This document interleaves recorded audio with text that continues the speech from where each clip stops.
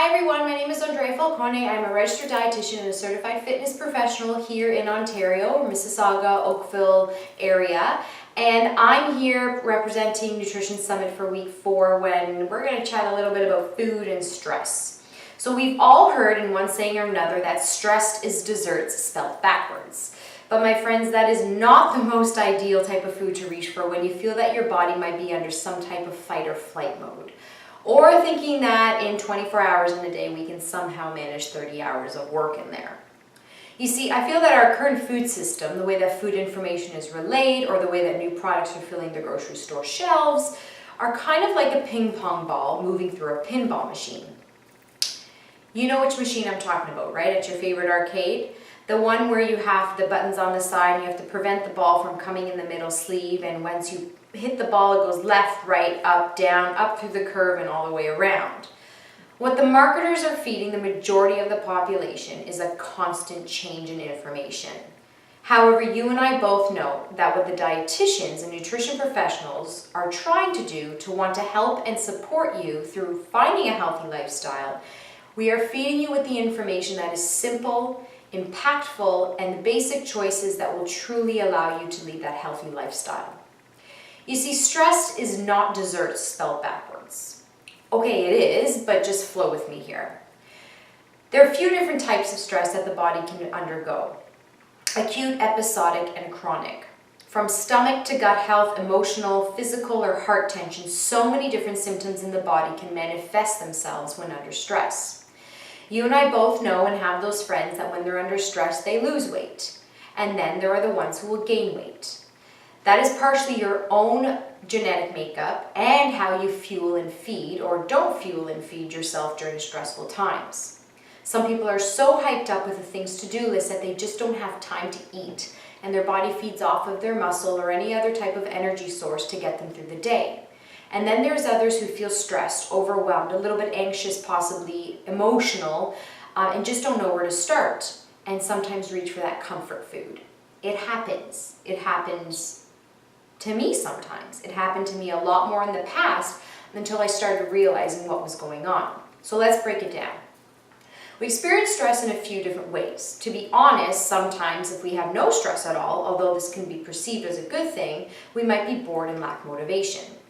Having a good things to do with a little bit of urgency that you kind of feel on top of things and in control helps to keep things rolling through the day. Whereas if things get a little bit too much, where you feel you may be freaking out a bit and almost don't know where to start or how to finish a task, you may be heading for the danger zone. So let's focus on this higher stress example. First, you have to sit down. This might get a little uncomfortable, but just stick with me because it'll make so much sense in the end.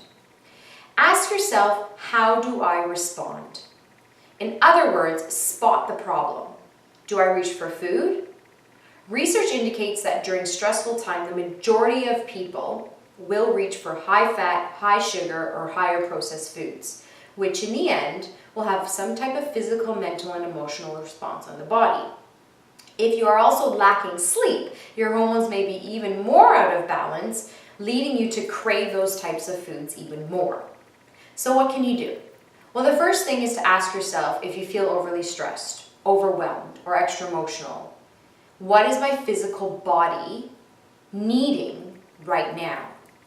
If it's a timeout, a walk outside, some deep breathing, a chat with a friend, a light jog in the outside air, they will all do your body a world of wonders, aside from anything else.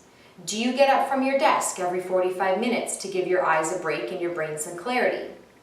I work with my clients all the time to help support them with little tips and tricks that they can work into their day, therefore making it part of their lifestyle.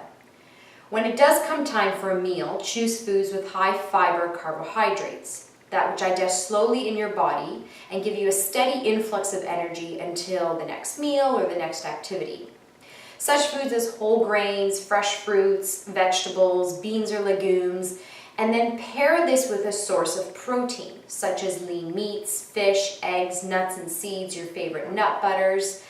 This will really help to give you that steady influx of energy and give your body the nutrients you need to stay more energized and alert.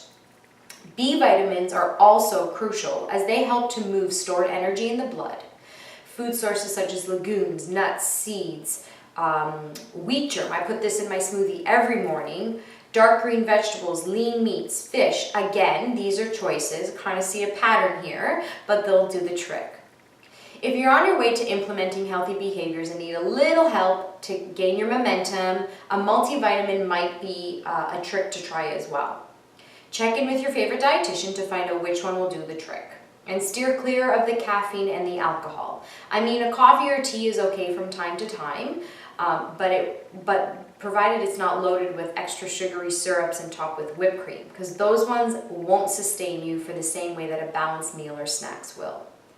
Take control. If you're stressed out and feel a little overwhelmed, try your hardest to not let the foods and the marketing tactics win you over, but rather stay in your focus zone and in power of making the balanced choices that you know will keep you winning in the end. Have fun for the rest of Nutrition Month. Thanks so much for including me, and remember, we can all do this, just we need to get the support that we know will help us in the end. Take care. Bye.